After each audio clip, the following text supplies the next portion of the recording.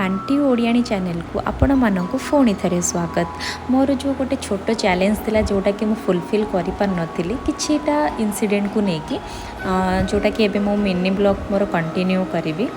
आउ रहिला किछि तो गोटे अच्छी से कंटिन्यू एबे मोर मिनी ब्लॉग हम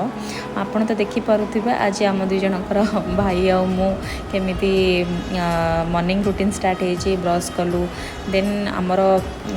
चिया सीड आउ मिश्री थिला ताको पी सारी आमर मॉर्निंग ब्रेकफास्ट थिला